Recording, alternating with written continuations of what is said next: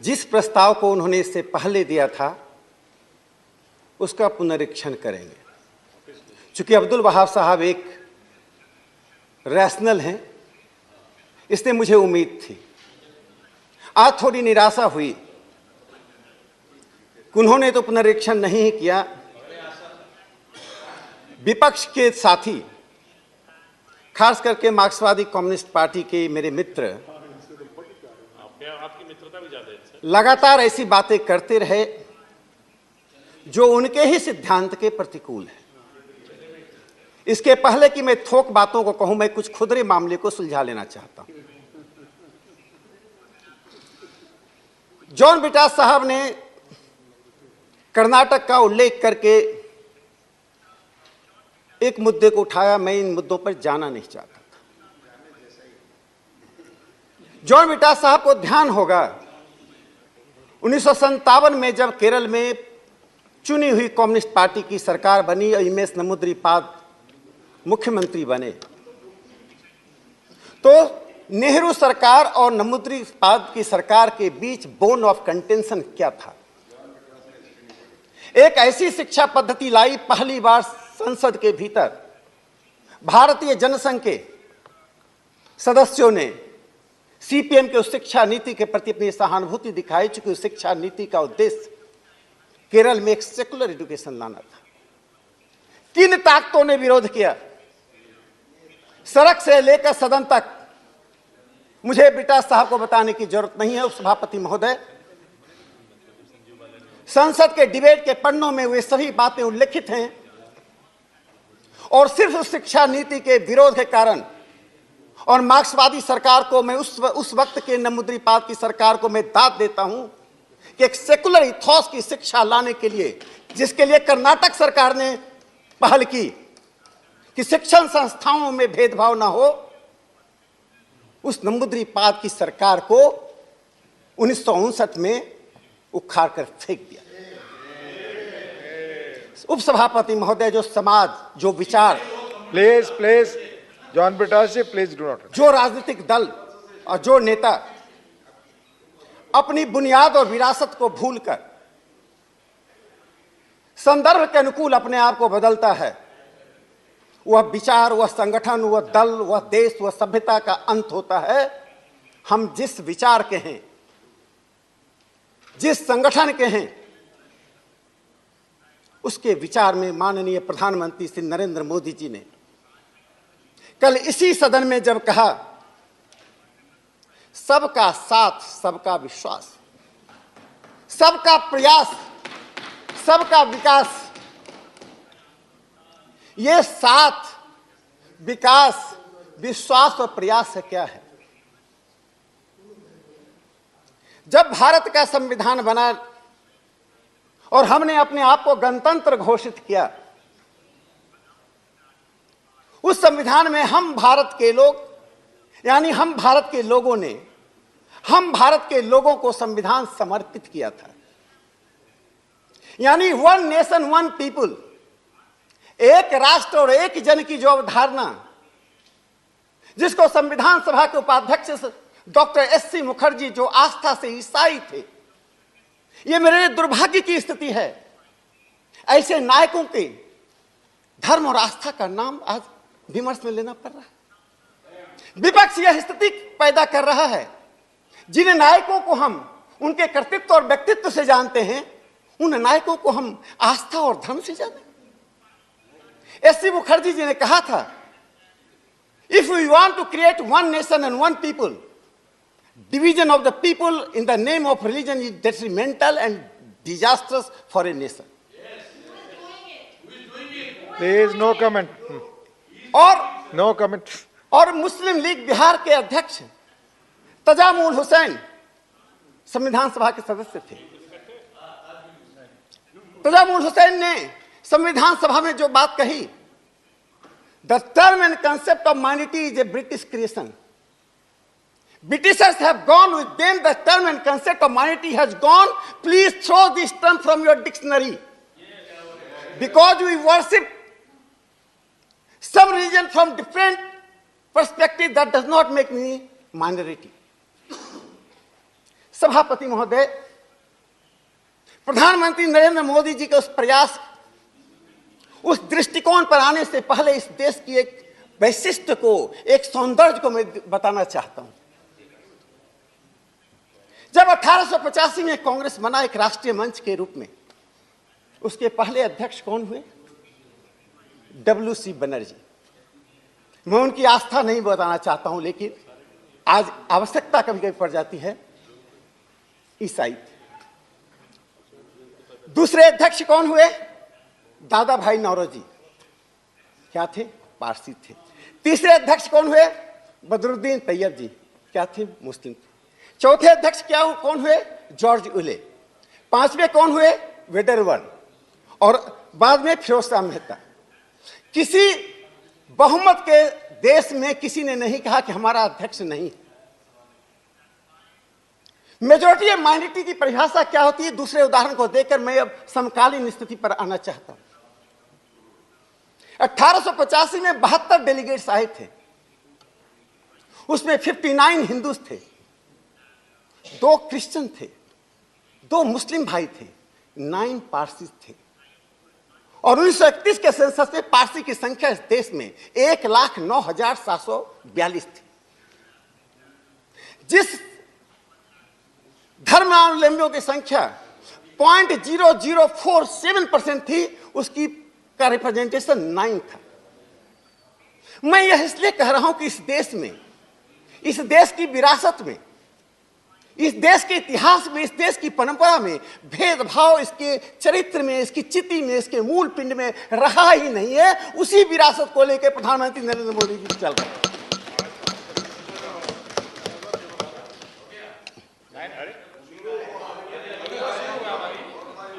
अभी तो भूमिका है। उपसभापति महोदय, मैंने जब तजामुल हुसैन को उद्धृत किया, मैं पटना में उनका घर खोजने गया था। वो नहीं थे, अमेरिका शिफ्ट कर चुके थे। मैं उनसे मिलना चाहता था कि कौन सा व्यक्ति है जिसने कहा कि अपने शब्दकोश से इस शब्द को फेंक दीजिए। लेकिन विपक्ष के लोगों ने उसी शब्द को शब्दकोश का पहला और अंतिम शब्द बनाकर रखा। जब इस देश में 2014 में एक सरकार बनी, अनेक प्रकार की कोलाहल, जिन लोगों की हल की जड़ और जमीन उखड़ गई, चाहे वो न्यूयॉर्क टाइम्स का एडिटोरियल बोर्ड था कि हिंदुस्तान के लेफ्ट लिबरल थे, एक कोलाहल पैदा किया। प्रधानमंत्री नरेंद्र मोदी जी ने जिन योजनाओं की शुरुआत की, पहली योजना जनधन योजना थी, फाइनेंशियल इंक्लूजन की योजना थी। इस देश के गरीब लोग जो गांव में, कस्बों में, झुग्गी में, झोपड़ी में रहते हैं, बैंक का साइन बोर्ड देखते थे, लगता था बड़े लोगों की जगह। आज 40 करोड़ से अधिक लोग, जो 47 करोड़ की संख्या हो चुकी है, और जब मैं आंकड़े बोल रहा हूं तो थोड़ी देर बाद गूगल में वो आंकड़े बदल जाएंगे, क्योंकि यह प्रक्रिया निरंतर चल रही है फाइनेंशियल इंक्लूजन की। 47 करोड़ लोग जब बैंकिंग सिस्टम के हिस्सा बने, तो वे कौन लोग हैं? जिस सच्चर कमेटी ने कहा कि अधिकांश संख्या गरीबों की एक खास समुदाय की है, तो स्वाभाविक रूप से उस 47 करोड़ लोगों में जनधन योजना में वे पहुंचे। उपसभापति महोदय, इस देश में 7 दशकों के शासन व्यवस्था में हमने गरीबी रेखा को अपना एक वैशिष्ट्य बना लिया था। बिलो पॉवर्टी लाइन एक क्रॉनिक डिजीज के रूप में इस देश में डाल दिया गया था कि बिलो पॉवर्टी लाइन क्या होता है। राजनेता सम्मान से बोलते थे कि बिलो पॉवर्टी लाइन 0.1% ऊपर गया, 0.1% नीचे। इस देश में लोग 2 जून अनाज के बिना मर जाते थे। जिन लोगों ने गांव में अपनी जिंदगी बिताई है, उन गांवों में देखा है। उपसभापति महोदय, आप स्वयं समाजवादी विचारधारा से आते हैं। गरीबी और भूख की न जाति होती है, न संप्रदाय होता, न क्षेत्र होता, न भाषा होता। जब 81 करोड़ लोगों को प्रधानमंत्री नरेंद्र मोदी जी ने उस युग में जो नव उदारवाद का युग है, जो नव उदारवाद का दर्शन कहता है कि सब्सिडी बंद कर दो, पूरी दुनिया में नव उदारवाद सब्सिडीज के खिलाफ लड़ रहा है। पूरी दुनिया में नव उदारवाद, चाहे अमेरिका हो, ऑस्ट्रेलिया हो या कोई विकासशील देश हो, नव उदारवाद का सिद्धांत कहता है कि आप वेलफेयर मेजर्स मत दीजिए, लोगों को बाजार में छोड़ दीजिए। प्रधानमंत्री नरेंद्र मोदी जी ने उस नव उदारवाद में पूरी दुनिया में एक तीसरा, कैपिटलिज्म और कम्युनिज्म के बीच में जो एक तीसरा थर्ड वे निकाला है और पूरी दुनिया को एक मॉडल दिया, प्रतिमान दिया है कि इस देश का गरीब, इस देश का किसान, इस देश का मजदूर और जिसको मार्क्सवादी सर्वहारा कहते हैं, उसमें से एक भी व्यक्ति राज्य के संपोषण के बिना नहीं रहेगा। 81 करोड़ लोगों को जो अनाज पहुंच रहा है, वह अनाज क्या धर्म, जाति, भाषा, क्षेत्र देखकर पहुंच रहा है। आज पूरे हिंदुस्तान को इस बात का गर्व करना चाहिए कि हम भारत के लोग ये दो शब्द, ये दो ताकतवर शब्द जिसको बाबा साहब अंबेडकर ने संविधान सभा का हिस्सा बनाया, उस शब्द का, वह शब्द स्लोगन नहीं, सबस्टांस, सांकेतिक रूप में नहीं बल्कि ठोस रूप में जमीन पर उतर चुका है। इसका पूरा श्रेय भारत के प्रधानमंत्री माननीय नरेंद्र मोदी जी को जाता है। एक तीसरी बात मैं कहना चाहता हूं सभापति महोदय, स्वास्थ्य और चिकित्सा का क्षेत्र, हम जानते हैं कि जिन देशों से हम शत्रुता का भाव है, वहां से भी लोग मेडिकल टूरिज्म के लिए भारत आते हैं। यह भारत के सेकुलर इथॉस को दिखाता है। स्वास्थ्य और चिकित्सा के क्षेत्र में जब आयुष्मान योजना शुरू की गई और जन औषधि केंद्र शुरू किया गया, तो क्या किसी 9,000 या 10,000 से अधिक जन औषधि केंद्रों पर क्या किसी से पूछा जाता है कि आप प्रमाण पत्र दिखाइए, आप किस धर्म से हैं? जन औषधि केंद्र पर एक ही चीज पूछा जाता है, आपको किस जेनरिक मेडिसिन की आवश्यकता है, वो मेडिसिन हम दे रहे हैं। प्रधानमंत्री नरेंद्र मोदी जी उन गरीबों तक उस दवा को, उन गरीबों तक उस भोजन को, उन गरीबों तक बैंक अकाउंट तक पहुंचा रहे हैं। यह सबका साथ, सबका विकास, सबका विश्वास, सबका प्रयास नहीं है तो और क्या है, ये विपक्ष में बता दें। जिस बात की ओर मैं आपको इंगित करना चाहता हूं सभापति महोदय, जब सच्चर कमेटी का रिपोर्ट आया, मेरे विद्वान साथी हैं, शायद उन्होंने पढ़ा होगा, नेहरू मेमोरियल म्यूजियम लाइब्रेरी में उसके 25,000 पृष्ठ रखे गए। मैं उसको पढ़ना चाहता था और आपको बता दूं कि डायरेक्टर ने कहा पेजिनेशन नहीं हुआ है, मैं कहा कि पेजिनेशन मैं करता हूं। उन्होंने एक सहयोगी दिया, चूंकि मुझे पढ़ने की जल्दी थी। मैं उनके सहयोगी के साथ पेजिनेशन किया। डायरेक्टर भी हमारे विचार की नहीं थी, मृदुला मुखर्जी जी थी, उनको सहयोग के लिए भी मैं धन्यवाद देता हूं। जब मैं इस रिपोर्ट को के उन पृष्ठों को पढ़ा तो एक दो बात को मैं सदन को बताना चाहता हूं। उन पेजों में एक महत्वपूर्ण बात आई। ये कांग्रेस पार्टी ने इस कमेटी का निर्माण किया, उसकी विरासत क्या थी। 1871 में हंटर कमेटी का गठन किया गया था। लॉर्ड मेयो ने कलकत्ता में विलियम विल्सन हंटर के नेतृत्व में एक हंटर कमेटी बनाई थी, मुसलमानों की स्थिति जानने के लिए। उस कमेटी ने जो रिपोर्ट दिया और जिस प्रकार से ब्रिटिश साम्राज्य ने उसके आधार पर तुष्टीकरण और मेजॉरिटी माइनॉरिटी के डिवीजन को इंस्टीट्यूशनलाइज किया, संस्थागत रूप दिया, उस रिपोर्ट के बाद 4 और रिपोर्ट आए। मुस्लिम लीग ने पीरपुर कमेटी का रिपोर्ट 1939 में दिया, शरीफ कमेटी का रिपोर्ट आया, फजल हक कमेटी का रिपोर्ट आया। इन सभी रिपोर्ट में एक ही दास्तान था। पीरपुर रिपोर्ट में कहा गया था कि महात्मा गांधी का चित्र लगाना और तिरंगा झंडा लगाना बहुमतवाद का मेजोरिटेरियनिज्म है और इसी कारण से ये हिंदू फासिज्म आ रहा है। जब संविधान बना और तो हमें उम्मीद कर रहे थे उस विरासत से देश को हम अलग करेंगे। प्रधानमंत्री नरेंद्र मोदी जी ने वो जो खाई पैदा हुई 47 से लेकर 2014 तक की, उसी खाई को पूरा करने के लिए प्रधानमंत्री नरेंद्र मोदी जी ने जिन नीतियों और कार्यक्रमों को रखा, मैं उसमें दो महत्वपूर्ण बातों का जिक्र करना चाहता हूं। जब राज्य की कल्याणकारी योजनाएं लागू होती हैं तो राज्य की नीति होती है और राज्य का कार्यक्रम होता है। उस नीति और कार्यक्रम के तहत राज्य ने एक पक्ष को ध्यान में रखा, जो तबका गरीब है, जो पिछड़ा है, जिसके ऐतिहासिक कारण हैं, उस गरीब और पिछड़ों को जो मिलना चाहिए था वो जरूर मिले।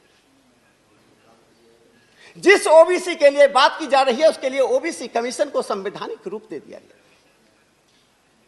शेड्यूल कास्ट, शेड्यूल ट्राइब एक हिस्टोरिकल, एक ऐतिहासिक कारण है। हम सब उस ऐतिहासिक कारण से जानते हैं। उनको उस सामाजिक आर्थिक व्यथा से, व्यतिक्रम से और दलदल से निकालने के लिए सरकार ने ठोस कार्यक्रम की घोषणा की। शेड्यूल ट्राइब और शेड्यूल कास्ट के बजट में जो वृद्धि हुई है और शेष जनता के बजट में जो वृद्धि हुई, वेलफेयर कार्यक्रमों में जो वृद्धि हुई है, जो नेशनल हाईवे का निर्माण हो रहा है, हर घर में नलकूप पहुंच रहा है, जिस घर में जल पहुंच रहा है, जिस घर में शौचालय पहुंच रहा है, उस घर में अल्पसंख्यक और बहुसंख्यक का बोर्ड लगा हुआ नहीं है। जिस बोर्ड को लॉर्ड मेयो ने, लॉर्ड कर्चन ने लगाया, जिस बोर्ड को लगाकर पंडित नेहरू चलते रहे, प्रधानमंत्री नरेंद्र मोदी उस बोर्ड को लगाने के लिए तैयार नहीं है। आपको जो कहना है कह लीजिए, हमारी सरकार सबका साथ, सबका विकास, सबका विश्वास और सबके प्रयास के आधार पर चलेगी। जो एक महत्वपूर्ण और निर्णय प्रधानमंत्री जी ने लिया कि देश की विरासत को उभारना। जब देश की विरासत उभारा जाता है उपसभापति महोदय, उसे स्वतंत्रता से संग्राम का एक बड़ा इतिहास था। जब प्रधानमंत्री जी ने कहा कि तिरंगा यात्रा निकालो, तो मैं एक घटना का जिक्र करना चाहता हूं आपकी अनुमति से। मेरे जैसा समाजशास्त्र का विद्यार्थी उसी एनसीईआरटी की किताब के दायरे में बंधा हुआ रह जाता। मैं यह जानना चाहता था, धर्म नहीं, जाति नहीं, क्षेत्र नहीं, भाषा नहीं, कौन सा ऐसा व्यक्ति है जिसका जन्म हुआ और जन्म से पहले उसका पिता शहीद हो गया। मैं 400 स्थानों पर फोन किया। अंत में वर्धा में अरविंद मालपे मुझे मिले, डॉक्टर अरविंद मालपे, जिनकी उम्र 81 साल थी। उनके स्वर्गीय पिता गोविंद मालपे 1942 में चिमूर में जब ब्रिटिश सरकार ने बर्बरतापूर्ण गोली चलाई तो शहीद हो गए। वो अरविंद मालपे का धर्म, जाति, रंग, राजनीतिक पार्टी का कोई महत्व नहीं था। यह प्रधानमंत्री नरेंद्र मोदी जी की यह कल्पना थी कि भारत की विरासत को उभारा जाए। संभवतः 20 साल और बीत जाते तो अरविंद मालपे की, गोविंद मालपे की कहानी सामने नहीं आ पाती। मैं ठीक अपने क्षेत्र 42 में, चूंकि आप अंग्रेजों के साथ थे, मैं उसका जिक्र नहीं करूंगा, आप चिंता मत कीजिए। ठीक मैं उसी प्रकार जब मैं अपने गृह क्षेत्र बेगूसराय गया तो स्वतंत्रता सेनानियों का सम्मान कर रहा था। उसमें हमने जाति धर्म नहीं देखी, उस किस पार्टी के थे नहीं देखा, उनका सम्मान। 11 लोगों के सम्मान करने में एक व्यक्ति शहीद कुमार था, उनके परिवार को मैंने पूछा आपका नाम शहीद कुमार कैसे पड़ा। यह प्रधानमंत्री नरेंद्र मोदी जी का ये की प्रेरणा है कि जन इतिहास को कुल इतिहास के ऊपर रखो, इसमें किसी की साया ना पड़े, धर्म, जाति, क्षेत्र की। तो शहीद कुमार ने कहा, जब उनके पिता को खंजर से ब्रिटिश अधिकारी मार रहे थे तो अस्पताल जाते वक्त उन्होंने मृत्यु से पहले, शहादत से पहले कहा कि जाओ शहीद कुमार आ रहा है। मुझे 2 ऐसे लोग मिले, गोविंद मालपे के पुत्र अरविंद मालपे वर्धा में और शहीद कुमार बेगूसराय के मेघौल में, जिनके पिता शहीद हुए, पुत्र का जन्म बाद में हुआ। इस देश की यह विरासत है। ये साझी विरासत को अल्पसंख्यक बहुसंख्यक के नाम पर मत बांटिए। गरीबी को, बेरोजगारी को, कानून और व्यवस्था को अल्पसंख्यक बहुसंख्यक के नाम पर मत बांटिए। सेंट जेवियर कॉलेज का केस था, Saint Xavier College versus Gujarat राज्य, जिस केस में साफ तौर पे सर्वोच्च न्यायालय के 9 बेंच के जज ने कहा था कि आर्टिकल 29 और 30 को कंपैटिबिलिटी के साथ देखे। जावेद जी बोल रहे थे, अभी नहीं है। उसके बाद सेंट स्टीफेंस कॉलेज का केस आया, जिसमें 5 लोगों के बेंच ने निर्णय दिया। दोनों ने क्या निर्णय दिया? सेंट स्टीफेंस कॉलेज के सुप्रीम कोर्ट के बेंच ने जो निर्णय दिया बहुत ही महत्वपूर्ण है। भारत की जो पंथ निरपेक्षता का मूल पिंड है, उस मूल पिंड को सर्वोच्च न्यायालय ढूंढते हुए कहता है कि शिक्षण संस्थानों में सेग्रीगेशन, रिलीजन के आधार पर सेग्रीगेट करना, धर्म के आधार पर लोगों को बांट कर बैठाना, यह सेकुलर इथोस का एंटीथेसिस है। जो आप पंथ निरपेक्ष देश का निर्माण करना चाहते हैं, जो एक सेकुलर डेमोक्रेसी बनाना चाहते हैं, उस सेकुलर डेमोक्रेसी में शिक्षा का बहुत महत्व होता है। मैं 3 लोगों का नाम लेता हूं, हुमायूं कबीर, मोइन शकीर और ए फैजी। ए फैजी यूपीएससी के चेयरमैन थे। हुमायूं कबीर को हम सब जानते हैं। इन तीनों में किसी का संबंध हमारी विचारधारा से नहीं था। ये सभी मार्क्सवादी विचारधारा के थे। तीनों ने क्या कहा? तीनों ने साफ तौर पर कहा, वही बात कही जिसे प्रधानमंत्री नरेंद्र मोदी जी आज शिक्षण संस्थाओं में, वेलफेयर योजनाओं में लागू कर रहे हैं कि धर्म के आधार पर प्रतिस्पर्धा करना सेकुलरिज्म को प्राप्त करना नहीं होता है। ए फैजी ने कहा कि हमारा संविधान और हमारी विरासत दोनों हमें इस बात की अनुमति नहीं देता है कि हम लोगों को बांटे, हम लोगों को समान आंखों से देखें। इसलिए जो अल्पसंख्यक संस्थाओं की बात करते हैं, उसी अलीगढ़ मुस्लिम विश्वविद्यालय की बात करता था। मैं इन बातों को छेड़ना नहीं चाहता था, लेकिन इस देश का सबसे गरीब तबका शेड्यूल कास्ट, शेड्यूल ट्राइब है। उनको उन विश्वविद्यालयों में न फैकल्टी में न छात्रों में रिजर्वेशन का अधिकार है। संविधान वहां पर समाप्त हो जाता है, संविधान टर्मिनेट हो जाता है। वहां एक नया संविधान शुरू होता है कि हम जो चाहेंगे वही चलेंगे। We will administer according to our own wishes and will. एक सेकुलर देश में यदि सभी धर्म, सभी जातियां, सभी भाषा के लोग, सभी क्षेत्र के लोग अपने अपने अनुसार से यदि अपनी संस्थाओं को चलाना शुरू करेंगे, वो चलाएं, चलाने की आजादी है। अपनी लिपि को, अपनी संस्कृति को, अपनी परंपरा को रक्षा करने के लिए शिक्षा अपनी तरह से दें, लेकिन शिक्षण संस्थाओं का दरवाजा उन लोगों के लिए बंद नहीं करें जो अनुसूचित जाति जनजाति के लोग हैं, जो ऐतिहासिक रूप से पिछड़े रहे हैं। आज हम हर तरह से प्रयास कर रहे हैं कि इस पिछड़ापन को, चाहे अध्यात्म का आधार हो, चाहे संस्कृति का आधार हो, चाहे कल्याणकारी योजना हो, उनके साथ कोई भेदभाव ना हो। इसीलिए मैंने कहा, जब प्रधानमंत्री नरेंद्र मोदी जी ने 2014 के बाद एक घोषणा की कि हम तुष्टीकरण की नीति को नहीं अपनाते हैं, इसका संबंध किसी धर्म से नहीं है, यानी कि कानून के आधार पर, संविधान के प्रावधानों के आधार पर, नीतियों के आधार पर देश चलेगा। और देश चलने में हम धर्म को बीच में नहीं लाएंगे। प्लीज प्लीज उपसभापति महोदय, ये हम लोग की विचारधारा है, सब लोग जानते हैं। उपसभापति महोदय, मैं सच्चर कमेटी पर थोड़ा प्रकाश डाल दूं। जब रोटी रोजगार का हम सांप्रदायिकरण करते हैं, जब आर्थिक बातों का सांप्रदायिकरण होता है, तो देश सबसे अंत में वहीं बढ़ता है। जब तक सांप्रदायिकता सामाजिक क्षेत्र में रहती है तो संघर्ष होता है, रिलीजन के, धर्म के क्षेत्र में होता है तो कटुता बढ़ती है।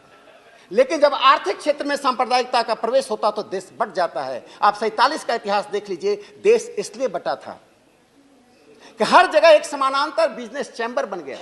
हर जगह मजदूरों का समानांतर ट्रेड यूनियन बन गया धर्म के आधार पर। जैसे जैसे लोग आर्थिक आधार पर बंटने लगते हैं, एक दूसरे से अलग होने लगते हैं, फिर देश के बंटने के लिए सिर्फ भूमि पर सिर्फ एक लाइन खींचना होता है।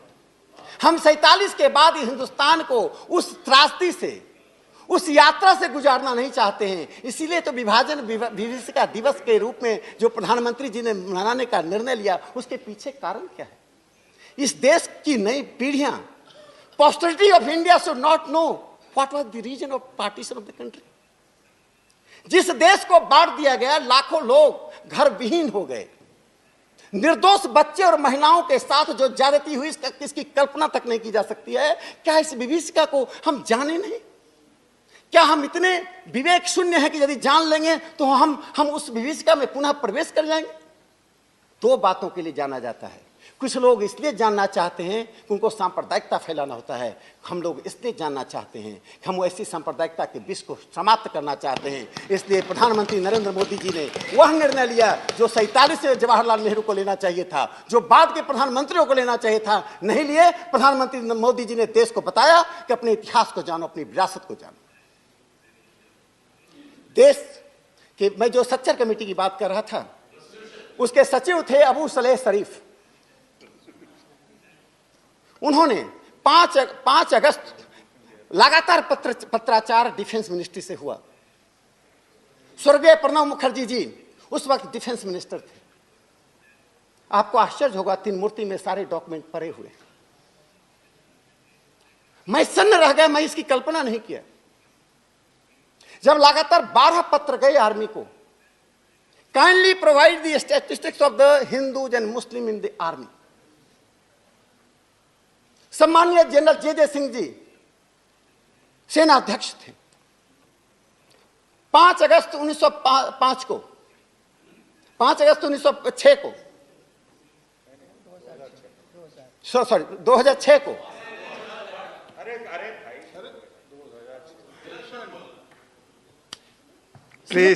डिक्शनरी में पढ़ा है ना आपने? 5 अगस्त 2006 को, 5 अगस्त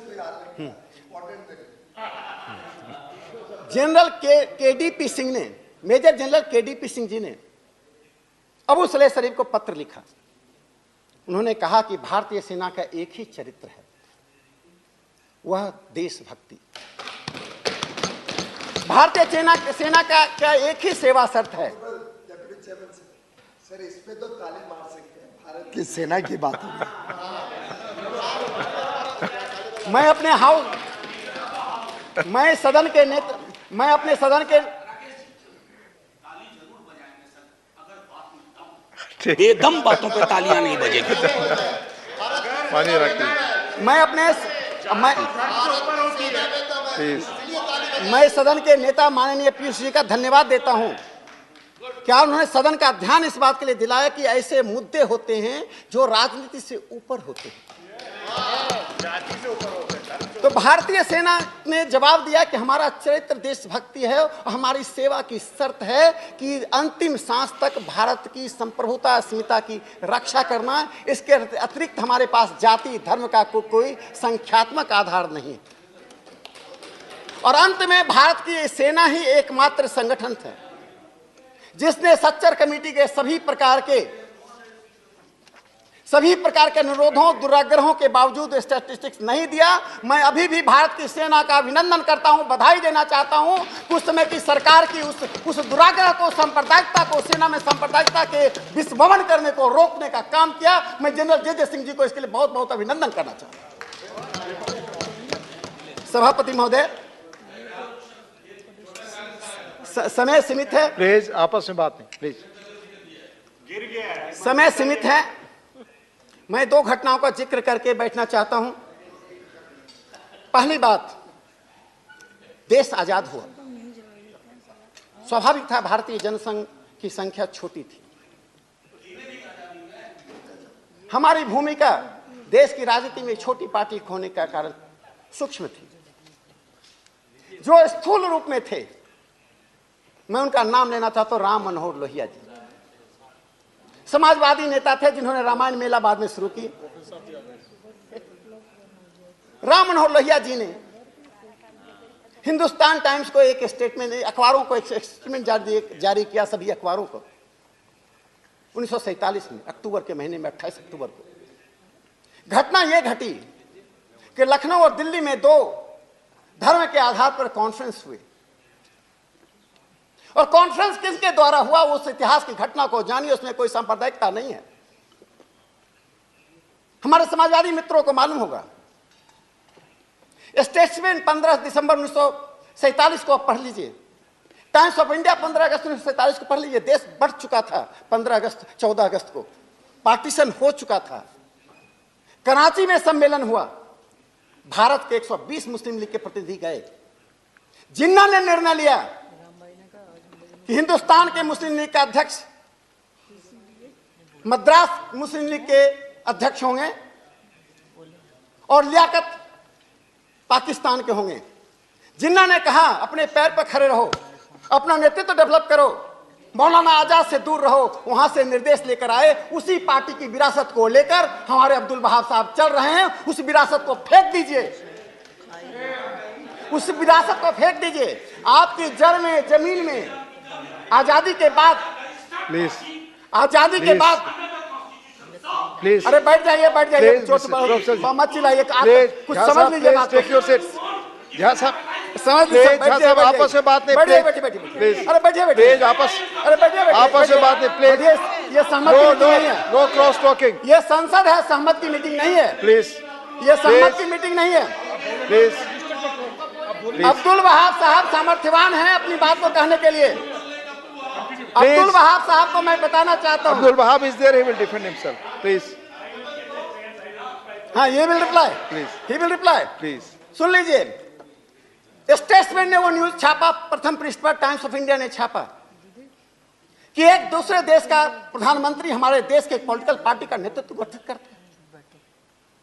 इससे मैं कहना चाहता हूं, हिंदुस्तान को यदि आगे बढ़ना है तो जिस मंत्र को प्रधानमंत्री नरेंद्र मोदी जी ने दिया, वह मंत्र सिर्फ हिंदुस्तान के लिए नहीं है, वह मंत्र दुनिया के सभी देशों का है। जिन देशों में नस्लवाद है, जिन देशों में रंग भेद है, अपार्थाइड है, जिन देशों में ब्लैक एंड व्हाइट डिवीजन है, सबका साथ, सबका विकास, यह सिर्फ भारत का मंत्र नहीं है, यह वैश्विक मंत्र का इजहार भारत ने, जैसे प्रधानमंत्री जी ने योग को दुनिया तक पहुंचाया, श्री अन्न को दुनिया तक पहुंचाया, वैसे भारत की इस वसुधैव कुटुंबकम से निकली इस विचारधारा को दुनिया को दिया।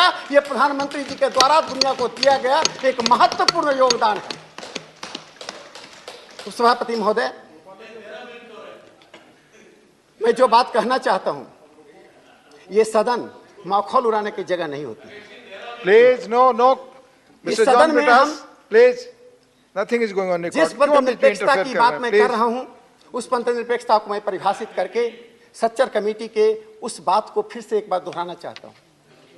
सच्चर कमेटी ने अपने भीतर एक उप समिति बनाया था।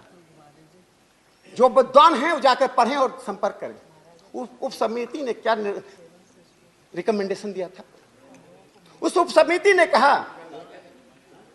कि constituency reserve for the Muslims, schedule caste, schedule tribes are detrimental for the reservation for Muslim representation.